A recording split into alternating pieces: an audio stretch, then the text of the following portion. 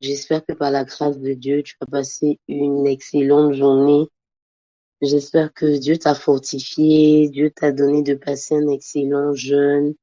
Est-ce que tu es là? Est-ce que tu m'entends? Si tu m'entends, fais-moi un signe que je sache que je suis entendu. Est-ce que tu m'entends? Est-ce que tu es là? Est-ce que tu es présent? Est-ce qu'avec moi, tu es prêt à passer une heure dans la présence du Seigneur? J'aimerais que tu puisses avec moi bénir le Seigneur, lui dire merci. Merci pour cette journée. Merci parce qu'il était avec nous. Merci parce qu'il nous a soutenus. Merci parce que c'est vrai, nous sommes déplacés. Nous avons vaqué à nos différentes occupations, mais l'Éternel a été avec nous. L'Éternel nous a accompagnés. L'Éternel nous a soutenus. L'Éternel nous a fait du bien. Si tu es là, si tu es connecté, c'est parce que l'Éternel t'a fait du bien. Il permet que tu sois en excellente santé. Est-ce qu'ensemble on peut bénir le Seigneur? Est-ce qu'ensemble, nous pouvons dire merci au Seigneur? Est-ce que s'il te plaît, avec moi, tu peux dire merci à Dieu? Merci, Papa, merci pour cette journée. Merci parce que tu as été avec moi. Merci parce que je le sais, tu as été avec mon frère, tu as été avec ma sœur. Merci, mon Dieu, mon roi, parce que Seigneur, tu nous as fait du bien tout au long de cette journée, Papa. Pour nous qui sommes sortis, qui avons emprunté plusieurs véhicules, tu as permis, mon Dieu, mon roi, que nous puissions rentrer sains et saufs, sans aucun accident ni incident, Seigneur. Nous avons prié ce matin, Seigneur, afin qu'aucune flèche, Père éternel des armées, ne nous atteigne. Et tu n'as point permis qu'une flèche nous atteigne. Nous n'avons pas entendu de mauvaises nouvelles concernant un frère sur mon garizime, concernant une sœur sur mon garizime. Et je veux bénir ton nom, Seigneur Jésus-Christ de Nazareth, pour cette grâce. Je veux te dire merci. Merci, Seigneur, d'avoir gardé mon frère. Merci, Seigneur, d'avoir gardé ma sœur. Merci, Seigneur Jésus-Christ de Nazareth, d'avoir fait du bien à la vie de mon frère, d'avoir fait du bien à la vie de ma sœur. Je ne peux commencer ce moment sans bénir ton nom. Je ne peux commencer ce moment sans célébrer ton nom. Je ne peux commencer ce moment sans te dire merci. Merci, Seigneur Jésus-Christ de Nazareth. Merci pour tant de bienfaits. Merci pour tant de grâce. Merci, Éternel des armées, parce que mon Dieu, mon roi, Seigneur, tu nous aimes et ton amour, Éternel des armées, est pour nous une force. Ton amour, Éternel des armées, est pour nous, Seigneur, un rocher. Je veux te dire merci, Seigneur Jésus. Merci, mon Dieu, mon roi. Que ton nom soit béni et que ton nom soit célébré. Merci d'être notre Dieu. Merci d'être fidèle pour nos vies. Merci d'être fidèle pour nos familles. Béni sois-tu, Éternel des armées. J'aimerais qu'avec moi, tu puisses encore prier le Seigneur. Tu puisses lui confier ce temps, tu puisses lui confier ce moment. Que tu puisses lui dire, Seigneur, dans tout ce qui sera dit, donne-moi de capter ce qui est important pour moi, donne-moi de capter ce qui est nécessaire pour moi, donne-moi de capter ce que tu veux que je capte, afin d'être une nouvelle créature, afin d'être une nouvelle personne. Parle avec moi à Dieu, parle ensemble à Dieu, confie-lui ce temps, confie-lui ce moment. Il ne faut pas que je puisse passer une heure dans la présence de Dieu en sortant la même personne. Il ne faudrait pas que toi aussi tu puisses passer une heure dans la présence de Dieu en ressortant la même personne. Confions-lui ce temps, ce moment, disons-lui, Seigneur, nous avons besoin que tu conduises toutes choses. Nous avons besoin que tu diriges toutes choses. Nous voulons que tout soit conduit par ton esprit. Nous voulons que tu sois à la première place de tout ce que nous pourrons dire, de tout ce que nous pourrons penser, de tout ce que nous pourrons déclarer, de tout Amen que nous dirons, de toute parole que nous prononcerons, Seigneur, que tout Père éternel des armées, choses soient conduites par ton esprit, que toute parole soit accompagnée par ta puissance, Seigneur. Que mon Dieu, mon roi, tu conduises toutes choses, que mon Dieu, mon roi, tu diriges toutes choses. Nous ne voulons pas que tu diriges les choses de loin, mais nous voulons que tu sois à la première place. Nous voulons que tu conduises toutes choses, Seigneur. Nous voulons que Père éternel des armées, toi, tu sois au volant, Seigneur, de ce navire. Toi, tu sois au volant de ce temps de prière. Toi, Père éternel des armées, tu conduises toutes choses. Tu sois le pilote, Seigneur, de ce temps. Tu sois le pilote, Seigneur, de ce moment. Je prie, Père, que tu le fasses. Je prie, mon Dieu, que tu le fasses. Je prie, Seigneur Jésus-Christ de Nazareth, que tu le fasses. dans le nom puissant de Jésus-Christ de Nazareth, dans le nom puissant de Jésus-Christ de Nazareth, je veux qu'avec moi, tu puisses encore prier le Seigneur. Comme nous l'avons dit ce matin, nous avons besoin de la force de l'Éternel. Nous avons besoin de la force de la concentration. Car il ne faudrait pas que nous puissions passer 90 jours à entendre le matin, à entendre le soir des paroles du Seigneur, mais que nous ne soyons même pas concentrés pour pouvoir capter ce que Dieu veut nous dire, que nous ne soyons même pas disposés pour pouvoir capter la pensée de l'Éternel pour nos vies, pour cette année 2023 qui vient à peine de commencer. J'aimerais que tu pries le Seigneur avec moi encore une fois, pour que j'ai dit à Dieu, donne-moi la force de la concentration. Je veux pouvoir être concentré, Seigneur. Je ne veux pas me laisser distraire par toute forme de distraction, la distraction de la chair, la distraction pour de ne pas jeûner alors que je suis en bonne santé, la distraction des réseaux sociaux. Dis-le avec moi, Dieu. Dis à Dieu, Seigneur, donne-moi d'être concentré, donne-moi d'être concentré, donne-moi d'être concentré. Chaque fois que j'entendrai ta parole, donne-moi d'être concentré pour que je puisse capter la vitamine nécessaire pour ma croissance. Donne-moi d'être concentré, Seigneur, pour que mon Dieu, mon roi, Seigneur, je ne ressorte pas de ce temps-là tel que je suis rentré. Non, non, Seigneur. Donne-moi d'être concentré, éternel, tes amis. Donne-moi la force de la concentration. J'ai besoin que mon Dieu, mon roi, la distraction soit chassée de ma vie au nom de Jésus. J'ai besoin, mon Dieu, mon roi, que la distraction soit chassée de ma vie au nom de Jésus. Je veux être concentré, je veux être focalisé sur toi, sur ta personne, sur ta parole, sur tout ce qui est en train d'être dit. Père, je veux être focalisé, je veux être focalisé. Je veux être focalisé. Oh mon Dieu, mon roi, donne-moi d'être concentré, donne-moi d'être focalisé, donne-moi, Seigneur Jésus-Christ de Nazareth, d'être mon Dieu, mon roi, comme Élie qui était concentré dans ta présence, Seigneur, et qui a pu voir le nuage se former,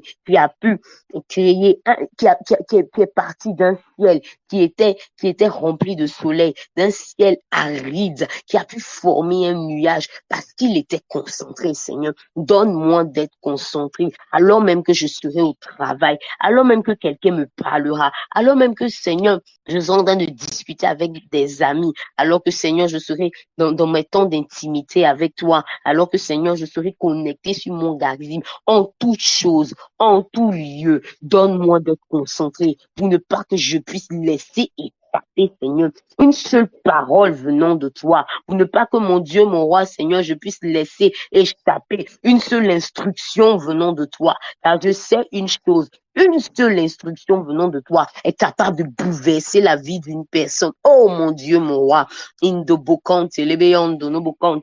avons besoin de la force de la concentration, Seigneur. Nous avons besoin de la force de la concentration, Père. Donne-la nous, Seigneur. Donne-la nous, Père. Donne-la nous, Seigneur. Donne-la nous, Père. Je crie à toi et je te supplie. Je crie à toi et je te supplie. Je crie à toi et je te supplie. S'il te plaît, Seigneur, donne-nous d'être concentrés. S'il te plaît, Éternel, aide-nous, Père, dans le nom puissant de Jésus-Christ de Nazareth, dans le nom puissant de Jésus-Christ de Nazareth. Merci, Seigneur Jésus, parce que tu le fais. Merci, mon Dieu, mon roi, parce que tu nous donnes, Seigneur, d'être concentrés et d'être focalisés, Père éternel des armées, sur toi et sur ta parole, dans le nom puissant de Jésus-Christ de Nazareth.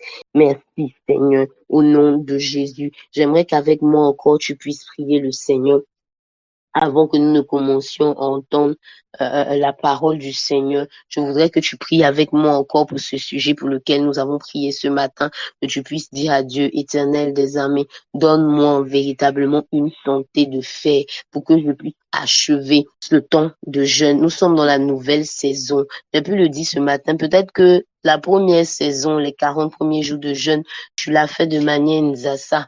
Aujourd'hui, tu as fait, demain, tu n'as pas fait, après, demain, tu as fait. Peut-être que tu ne priais même pas. Peut-être que tu étais connecté, mais pendant que tu es connecté, tu es tellement concentré pour faire ta cuisine que tu n'entends même pas ce qu'on est en train de dire. Mais à la fin, tu te déconnectes. L'homme t'a vu connecté, mais toi-même, tu sais que tu n'as pas été connecté. Je veux que tu puisses prier le Seigneur avec moi pour cette nouvelle saison. Pour cette nouvelle saison, dis à Dieu, donne-moi une santé de fait. La santé, elle n'est pas seulement que physique, elle est aussi émotionnelle, elle est aussi mentale. Dis à Dieu, aide-moi, donne-moi, Seigneur, une santé de fait, une santé physique, une santé émotionnelle, une santé mentale, pour que mon Dieu, mon roi, je puisse marcher pendant ces 50 jours, de jour comme de nuit. Oh mon Dieu, prions ensemble le Seigneur. L'Éternel seul est capable de nous donner, de passer 50 jours agréables à lui. Parlons ensemble au Seigneur, parce que peut-être que les statistiques te compteront comme quelqu'un qui est connecté. Mais toi, tu sais si ton esprit est connecté. Toi, tu sais si vraiment tu es connecté à la fréquence du Saint-Esprit. Ensemble, parlons au Seigneur. Disons à Dieu, donne-nous une santé de fait, donne-nous une santé de fait, une santé physique, une santé émotionnelle, une santé mentale, éternelle des armées, pour que nous soyons, mon Dieu, mon roi, connectés à toi, pour que nous soyons, Seigneur, sur la bonne fréquence, la fréquence qui vient de toi, cette fréquence éternelle des armées, où nous entendons des instructions de toi, cette fréquence, Seigneur, où nous sommes en intimité avec toi, cette fréquence, Seigneur, où nous sommes attachés à toi, cette fréquence, Seigneur, où tu déteins sur nous, où ta sainteté déteint sur nous, cette fréquence, Seigneur, où nous grandissons davantage avec toi, cette fréquence, oh Dieu, je crie à toi et je prie que tu le fasses. Et je prie que tu le fasses dans le nom puissant de notre Seigneur Jésus-Christ de Nazareth, dans le nom puissant de notre Seigneur Jésus-Christ de Nazareth, de Jésus de Nazareth. Amen. Amen. Amen. Est-ce qu'avec moi, tu as pu prier le Seigneur? Est-ce que vraiment tu as pu élever la voix vers Dieu? Est-ce que vraiment tu as pu demander à Dieu sa force, demander à Dieu sa santé de fait dans tous les domaines de ta vie? Je veux bénir le nom du Seigneur pour cette occasion qu'il me donne de pouvoir parler de lui. C'est une grâce. C'est vraiment un privilège de parler du Seigneur. Mais c'est aussi également un danger parce que tout ce que la Bible dit que nous serons jugés pour toutes nos paroles et pour tout ce que nous pourrons dire, l'Éternel même nous demandera des comptes. Si je dis des choses que moi-même je n'applique pas ou que je décide de ne pas appliquer, l'Éternel pourra me demander des comptes. Donc je prie que l'Éternel puisse véritablement m'aider à dire ce qu'il veut que je puisse dire dans le nom de Jésus-Christ de Nazareth. Alors le thème que son serviteur m'a donné, c'est une nouvelle saison, une nouvelle maturité. Un thème qui n'est pas facile, hein. Une nouvelle saison, une nouvelle maturité. Et je veux véritablement que tu puisses ne pas te sentir, on va dire, indexé par ce que je vais dire, d'accord, par tout ce que je vais dire et tout. Aujourd'hui, on va faire un enseignement. Un enseignement, c'est différent d'une exhortation. Un enseignement, ça a pour but vraiment de te faire réfléchir. Un enseignement, ça a pour but, pardon, de créer en toi une envie de changer. Un enseignement, ça a pour but de créer en toi une introspection pour que tu décides de pouvoir être une nouvelle personne. Aujourd'hui, ce n'est pas une exhortation, ce n'est pas pour pousser ta foi, ce n'est pas pour te stimuler, ce n'est pas pour, voilà, t'ambiancer, comme on aime le dire. J'aimerais donc que tu puisses prêter attention à ce que je vais dire. J'aimerais que tu ne puisses pas te sentir, voilà, indexé ou quoi que ce soit, non. C'est le thème qu'on m'a donné, donc je suis obligée de le traiter. Une nouvelle saison pour une nouvelle maturité. On le sait tous, nous sommes dans l'année Osa. Dans l'année Osa où le Seigneur a promis que si nous obéissons, si nous servons et si nous aimons, nous aurons par la grâce de Dieu une récompense. Et pour savoir une chose, c'est que on ne donne pas une récompense à quelqu'un qui n'est pas capable de pouvoir gérer la récompense. Tu es d'accord avec moi que si tu as les moyens de pouvoir acheter un véhicule, tu ne vas pas acheter un véhicule à ton enfant qui a 6 ans. Tu es d'accord avec moi, n'est-ce pas?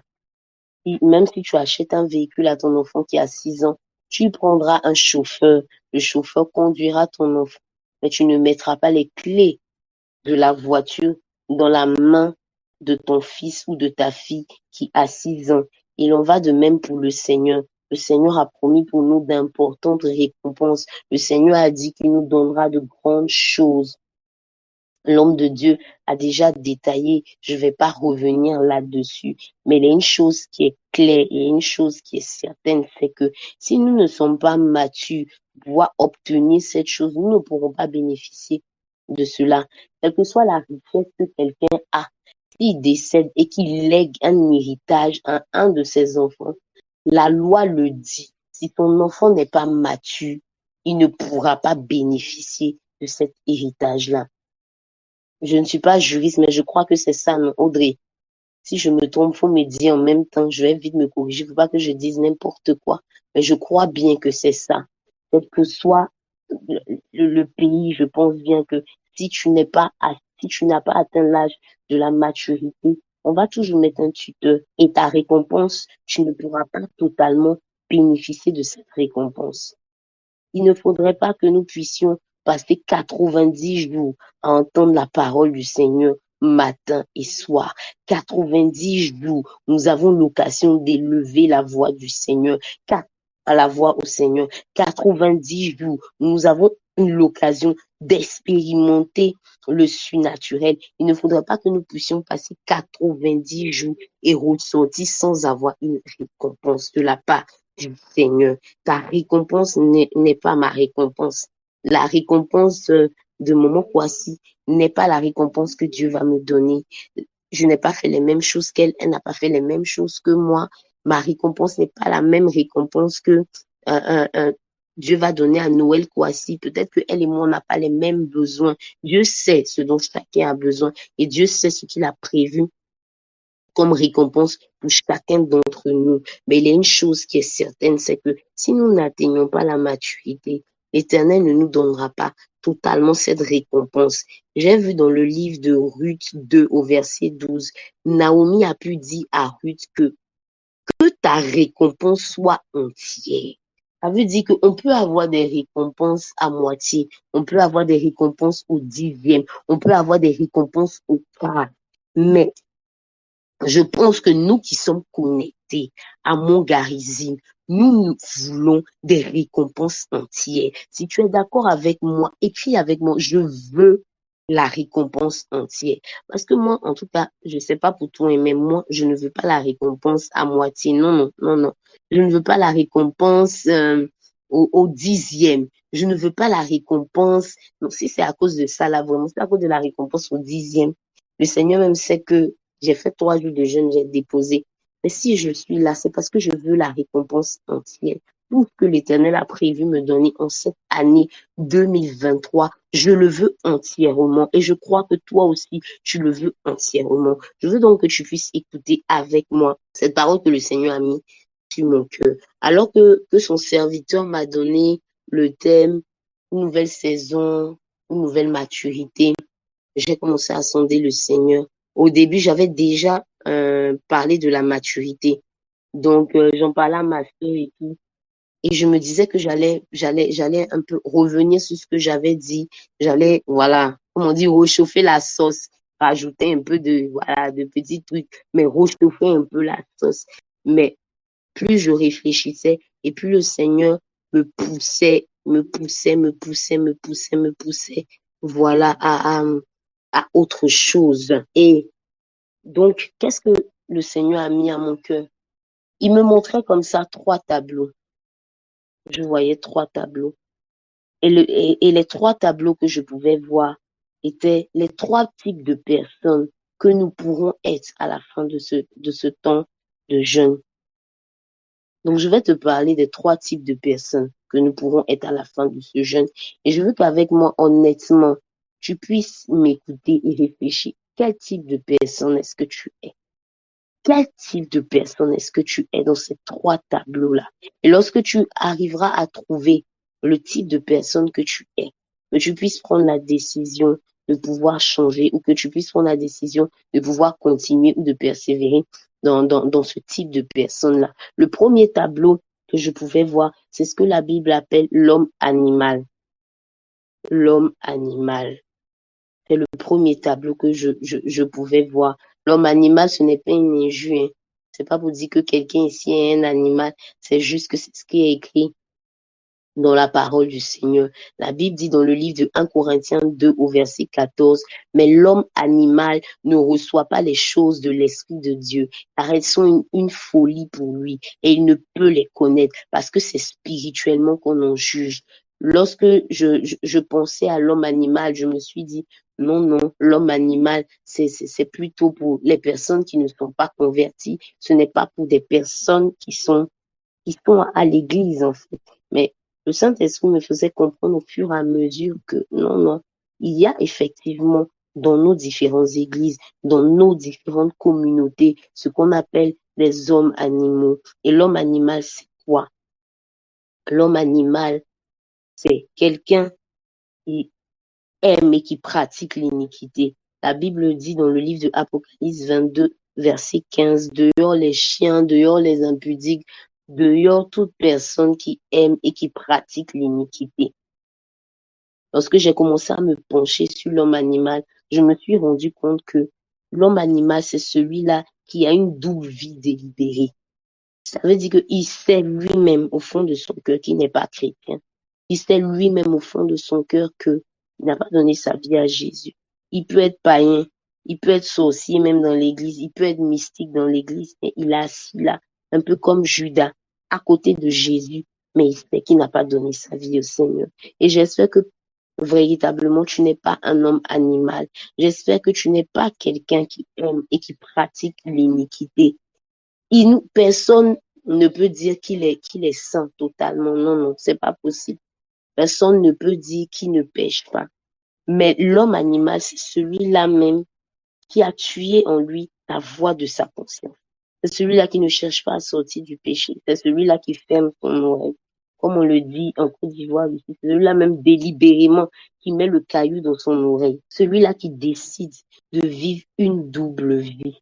Celui-là même dont, quand on arrive dans son quartier ou peut-être dans sa famille, les gens sont étonnés qu'il est chrétien. Les gens sont dépassés. On dit, lui aussi, il est chrétien. Allah, l'homme animal, c'est celui qui n'a aucune envie de changer, celui qui n'a même pas envie, celui qui a accepté. Le Seigneur nous donne, compare l'homme dans le Nouveau Testament à deux animaux, au chien et à la truie, la femelle du cochon. Il dit que l'homme animal, c'est celui qui est comme le cochon qui s'est lavé et qui va se replonger dans la boue. L'homme animal également, c'est celui qui est comme le chien. Il a vomi quelque chose et il ramasse ce qu'il a vomi. Or, je prie que dans le nom de Jésus-Christ de Nazareth, tu ne sois pas un homme animal. Je vais doucement pour qu'on puisse comprendre, mais on va quelque part.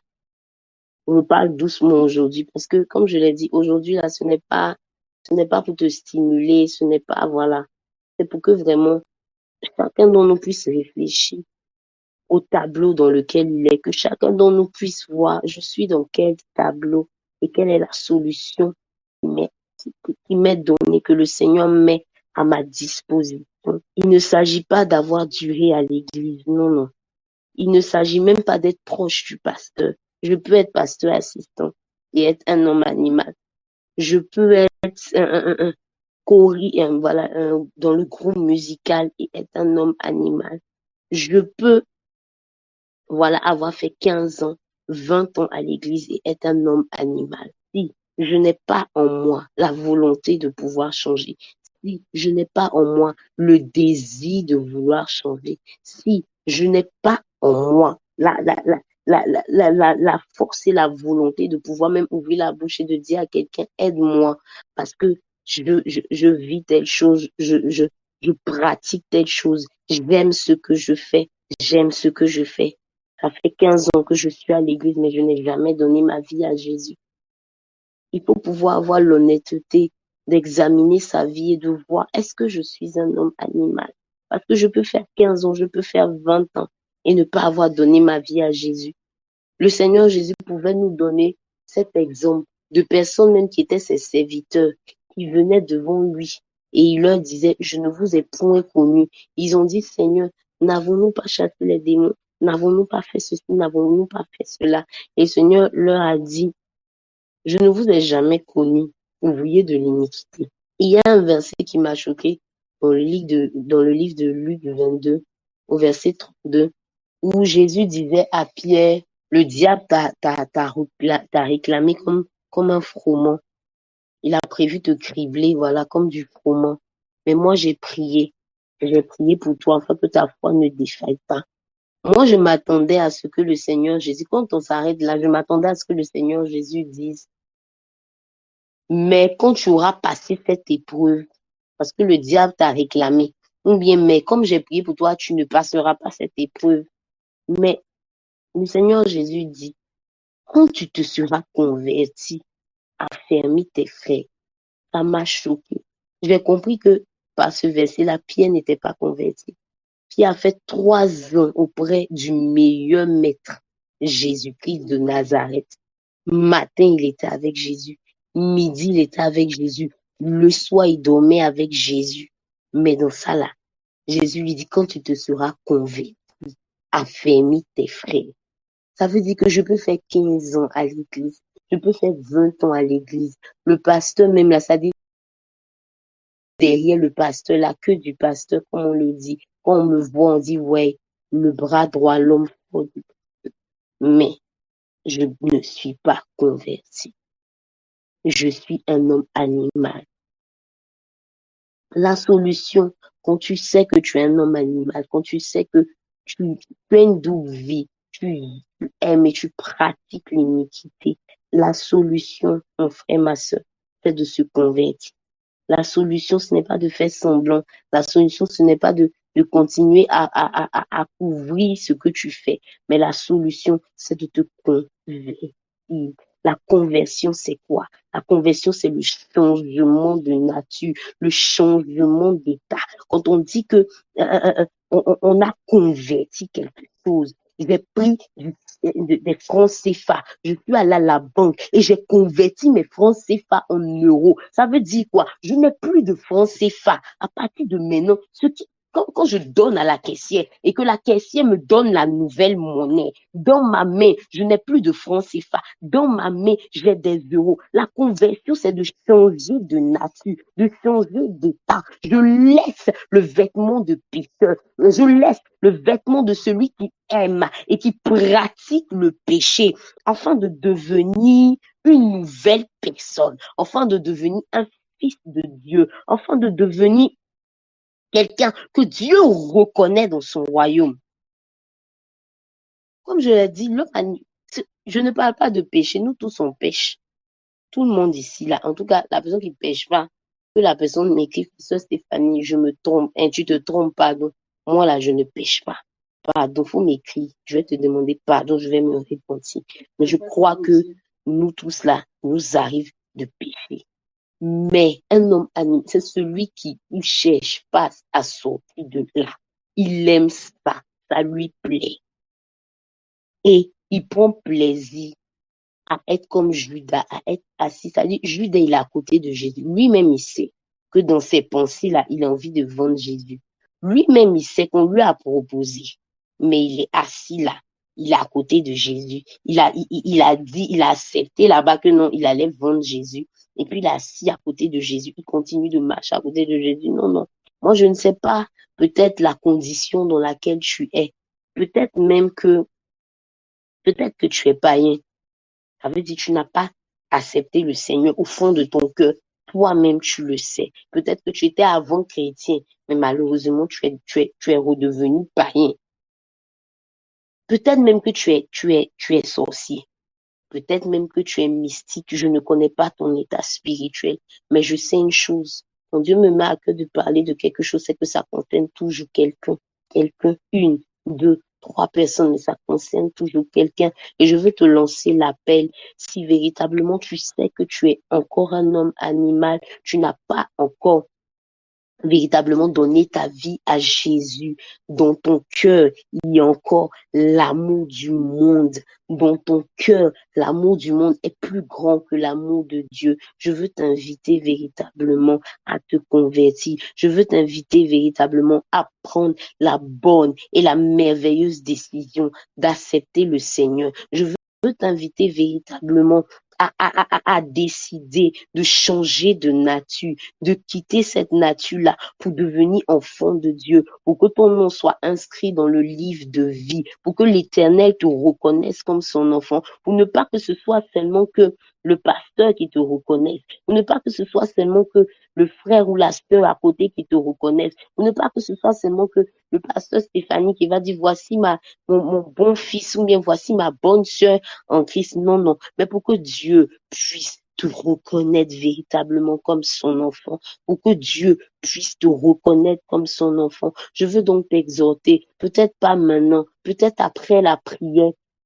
si tu sais que tu es dans cette situation, à contacter quelqu'un, à dire à cette personne, voici, voici, voici, voici, voici, mais je prends la décision, je prends la résolution d'accepter le Seigneur. Peut-être que demain, ça sera trop tard. Peut-être que c'est juste à cause de toi et de toi seul que je suis en train de parler, mais je veux t'encourager, je veux t'encourager. Je ne veux même pas que tu regardes au fait que peut-être on va dire, mais ça fait 10 ans, mais ça fait 15 ans, il vient à l'église, alors il n'a pas donné sa vie au Seigneur. Non, non, personne n'est là pour regarder son ami. Chacun là, on a tous, quand il pleut, comme on dit, quand il pleut, chacun soulève son parapluie, chacun soulève sa propre calebasse. Quand il s'agira d'être de passer en jugement devant le Seigneur. Chacun passera en jugement devant le Seigneur. C'est pas le prophète Sem qui va venir parler pour dire à Dieu non.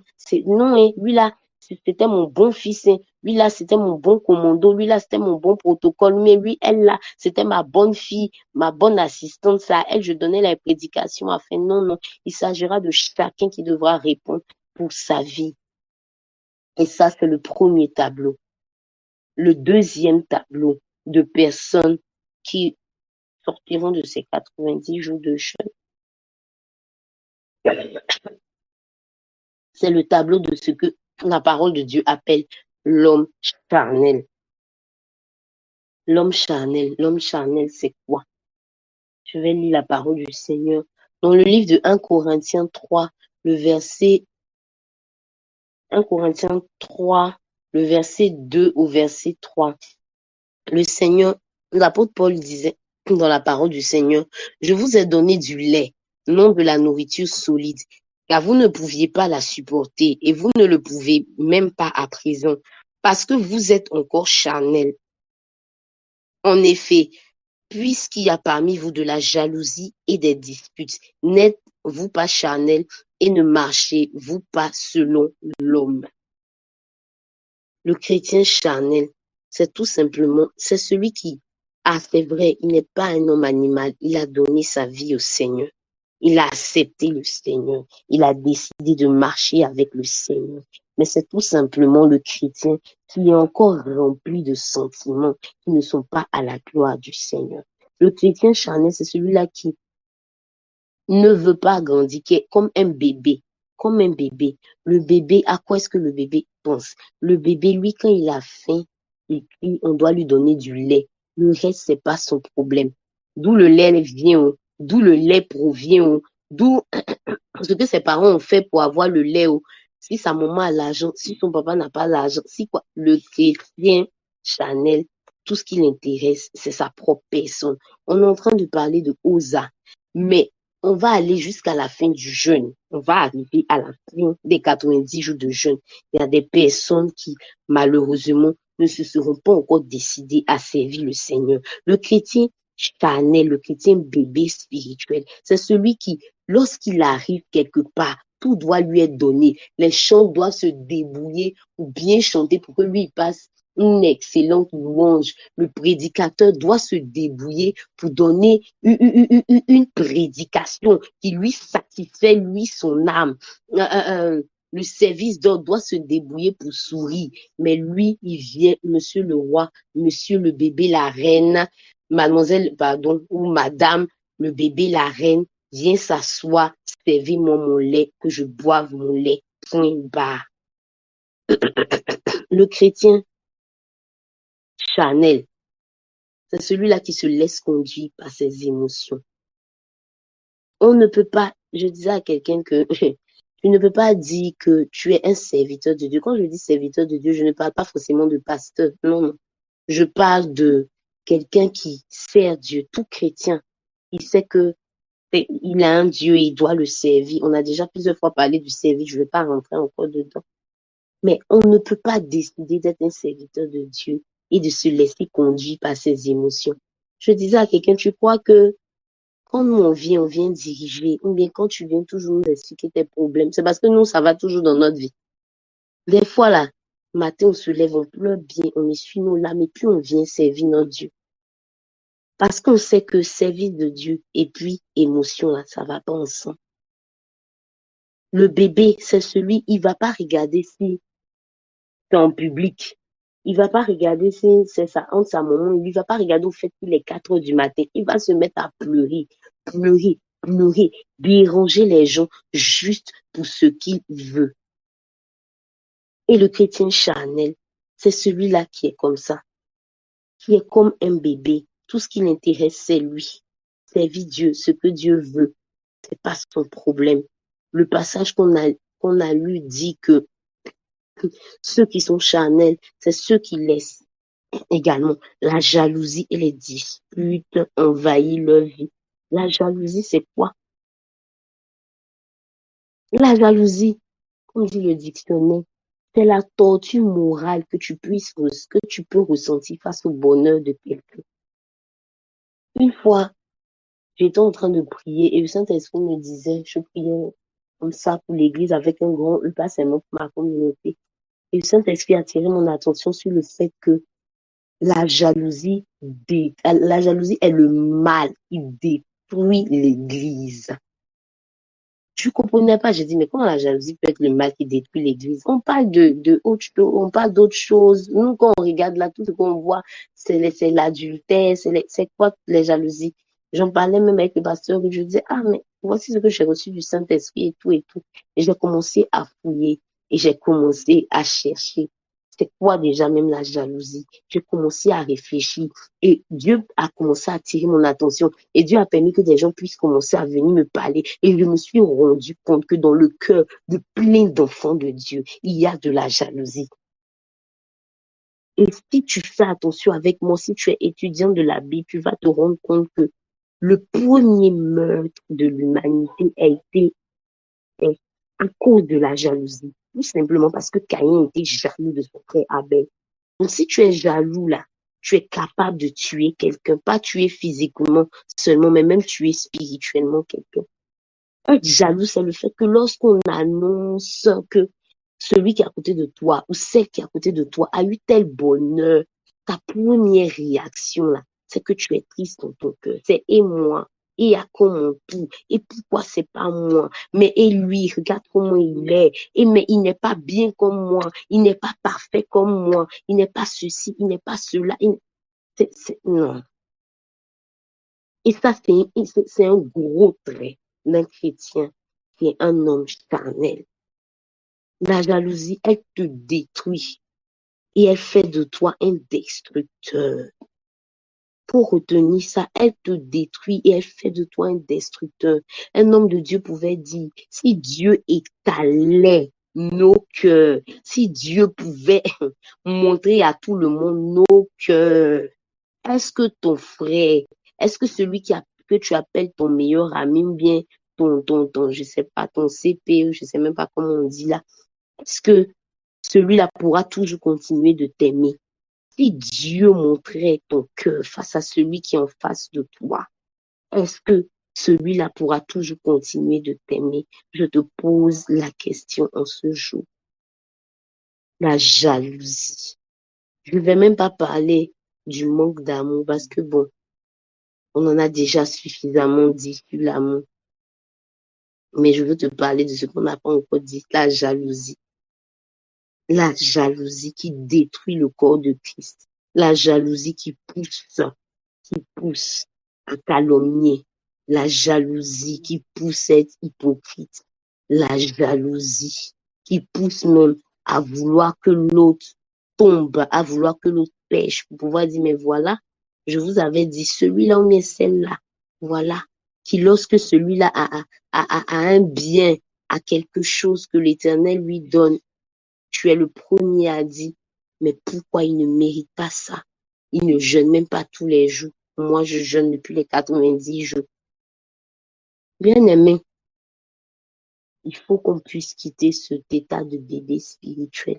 Il faut qu'on puisse quitter cet état de bébé qui fait qu'aujourd'hui, je suis triste, donc je ne viens pas à l'église. Aujourd'hui, on m'a mal parlé, donc voilà, je ne sers plus Dieu. Aujourd'hui, Dieu n'a pas résolu mon problème. Voilà, ça fait 40 jours, nous sommes dans le jeûne, Dieu n'a rien fait. Donc, je quitte là. Mais ça fait 5 ans, je suis dans la maison de Dieu. Dieu n'a pas encore fait. Donc, je tourne le dos. Mais Abraham, lui, il allait dire quoi? Abraham, là, lui, il allait dire quoi? Abraham va dire quoi? Abraham va dire quoi? Dis-toi après 5 ans, Abraham va dire quoi? Job, là, lui-même, là, Job, même lui-même, il est étonné, il est dépassé. Parce que toi, à cause peut-être de ton sujet de travail, ton service pour un coup, et lui-même, où il a perdu ses enfants, il a perdu toutes ses richesses, il avait même une maladie. Donc, lui-même, il devait dire quoi? La parole de Dieu dit que si ces choses ont été écrites, c'est pour nous servir de témoignage. Ces personnes-là, malgré tout ce qu'elles ont vécu, elles ont pu être non pas des bébés, mais être des hommes spirituels et des hommes matures. C'est que nous aussi, qui ne vivons même pas la moitié ou le quart de ces choses-là, pouvons y arriver. Naomi allait dire quoi même? Elle est partie quelque part, elle a perdu son mari, elle a perdu ses 2 fils, elle revient avec une belle fille, en plus une belle fille étrangère. Là même, elle-même, vraiment, elle devait continuer de demeurer dans l'abattement. Il faut que nous puissions passer au 3e tableau. Le temps est parti. Je vais aller rapidement. Il y a beaucoup de choses à dire sur le chrétien charnel. Parce que malheureusement, dans l'église, nous sommes beaucoup de chrétiens qui sont charnels. On est beaucoup charnels. Beaucoup, beaucoup, beaucoup, beaucoup, beaucoup charnels. Mais je crois que par la grâce de Dieu, Dieu va nous aider. Et si tu sais avec moi que tu es charnel, en tout cas, moi, dans tout ce que j'ai cité là, il y a au moins un palier où je me suis encore retrouvée. Maintenant, si toi, gloire à Dieu, tu n'étais pas retrouvé dedans, gloire soit rendue au Seigneur. Pour toi, eh bien, tu vas nous donner ton secret. Mais pour l'heure, le secret que le Seigneur, moi, a pu mettre à mon cœur, pour pouvoir passer, sortir de l'état de bébé spirituel, pour pouvoir sortir de l'état d'homme charnel, c'est de véritablement désirer, de manger le lait qui est contenu dans la parole de Dieu. On ne le dira jamais assez. Et on va continuer de le dire. La répétition est pédagogique. Si tu veux pouvoir grandir avec Dieu, il n'y a pas deux choses. C'est la parole de Dieu. Un bébé, pour grandir, c'est le lait il prend. Commence par prendre le lait d'abord avant de pouvoir arriver à la viande. Si tu veux pouvoir quitter le côté charnel, il te faut ouvrir ta Bible. Il te faut méditer. Il te faut voir que Pierre était appelé Simon. C'était quelqu'un qui était, comment on dit ça même, qui ballottait de gauche à droite. C'était quelqu'un qui n'était pas affermi. Mais Pierre s'est stabilisé, au contraire, même Pierre a changé. Il faut pouvoir méditer et voir que Dieu a pu le faire avec Moïse. Moïse bégayait, Moïse n'avait même pas l'assurance. Mais Dieu lui a donné de devenir un grand libérateur. Il te faut méditer la parole de Dieu. En plus de méditer la parole de Dieu, il faut regarder dans ton entourage des personnes qui sont matures et te frotter à eux, te frotter à elles, ces personnes. Donc, te frotter à elles, te frotter à ces personnes-là. Il faut arrêter de perdre ton temps. Pardon, le temps passe. Jésus revient bientôt. Le temps passe. Tu es encore avec des compagnies qui sont païennes. Tu n'es même pas avec les compagnies qui sont païennes là pour les évangéliser. Bien au contraire, c'est elles qui t'évangélisent. Connecte-toi à des personnes qui sont matures. Connecte-toi à des personnes qui sont matures. Connecte-toi à des personnes qui ont laissé Christ grandir en elles. Pour que toi aussi, ça puisse te contaminer. 10 ans dans la maison de Dieu, je le disais quand je donnais les cours de baptême aux aspirants au baptême, je leur ai dit, tu peux rentrer dans la maison de Dieu avec un état. C'est normal. Le Seigneur a dit, venez à moi. qui prend tout le monde. Mais tu ne peux pas 10 ans après continuer d'être dans le même état. Non, là, ça va pas. Un enfant de 10 ans, on n'a jamais vu, c'est un enfant de 10 ans qui continue à ne boire que du lait et qui est en très bonne santé.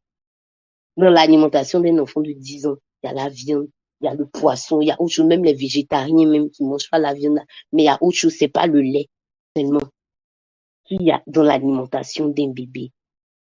Il faut que nous puissions grandir. Il faut que, à la fin de ce jeûne-là, nous puissions tellement absorber la parole de Dieu au travers de nos méditations personnelles, au travers de ce que chaque intervenant nous dira, pour que nous puissions arriver à être des hommes et des femmes matures. Comme je l'ai dit au début, la récompense, elle n'est pas pour des personnes qui sont immatures. On ne donne pas quelque chose de précieux à un enfant. On ne donne pas quelque chose de précieux à quelqu'un qui n'a pas compris comment gérer cette chose-là. L'Éternel donne ce qu'il a de précieux. Il a dit que on ne donne pas des perles aux pourceaux. On donne des perles aux personnes qui sont capables de prendre ces perles-là, de les entretenir. Il faut que nous devenions matures. Un homme mature. Quand je dis homme, je ne parle pas de homme sexe masculin, je parle de homme avec un grand H. Un homme mature, c'est un homme qui a compris que il doit travailler pour que sa vie soit un sacrifice de bonne odeur devant l'Éternel. Il doit travailler, se battre chaque jour pour que sa vie soit un sacrifice de bonne odeur aux yeux de l'Éternel. Il peut arriver des jours où il ne va pas réussir. Il peut arriver des jours où il va le faire à moitié. Mais il doit travailler pour que sa vie arrive à être un sacrifice de bonne odeur aux yeux de son Dieu. Un homme qui est mature, c'est celui qui comprend que chaque choix dans sa vie là est important pour sa destinée. Il a une destinée à accomplir. Il comprend que chaque choix, chaque décision que je prendrai doit m'être inspirée par le Seigneur. Je ne peux pas me lever si je dis que je suis mature et prendre des décisions sans réfléchir. Prendre des décisions sans réfléchir, prendre des décisions sur un coup de tête. Chaque fois que tu examines dans ta vie, que tu vois que tu prends des décisions sans t'asseoir, sans réfléchir, sans parler à Dieu, sans peser le pour et le contre, ça veut dire que quelque part, tu n'es pas mature. Celui qui est mature, c'est celui qui comprend que la volonté de Dieu est la meilleure, quel que soit le temps. Quel que soit le temps que ça va prendre, la volonté de Dieu est la meilleure. Celui qui est mature, c'est celui qui comprend que nous sommes dans un royaume comme on nous l'a prêché. Et dans un royaume, ce n'est pas la démocratie. Dans un royaume, on ne vote pas. Dans un royaume, le roi est souverain, le roi décide. Et dans un royaume, on décide de faire plaisir au roi. Je suis dans le royaume de Dieu. Je dois décider de faire plaisir au Seigneur. C'est lui le roi. C'est lui le roi. On n'est pas ici en démocratie. Ici, ce n'est pas la France. Le royaume des cieux, là, ce n'est pas la France. C'est pas la Côte d'Ivoire. C'est pas je fais 2 mandats et puis je m'en vais. C'est pas ça. C'est Dieu. Il est roi éternellement. Tu es venu trouver Dieu roi. Tu as mouru. Parti, Dieu sera toujours roi. Tes enfants vont connaître Dieu roi. Jusqu'à ce que lui-même, il décide que ce soit la fin de la terre, là. Il sera toujours roi. Donc, celui qui est mature, c'est celui qui comprend que à quoi ça me sert même, tout ce que je suis en train de faire là. Tourner. À quoi ça me sert? Je dois m'asseoir, je dois réfléchir, je dois voir que c'est lui le roi. Me soumettre à sa volonté est la meilleure des choses qui peut m'arriver. Parce que dans tous les cas, c'est lui le roi. Ce qui me plaît avec le Seigneur, c'est que tu peux être trouvé dans un tableau. Tu peux être aujourd'hui un homme animal, mais il te tend la main pour que tu puisses passer un autre tableau. D'un homme animal, tu peux devenir au moins un homme charnel, c'est-à-dire au moins accepter de donner ta vie au Seigneur, au moins commencer avec les béabas, les rudiments de la parole de Dieu.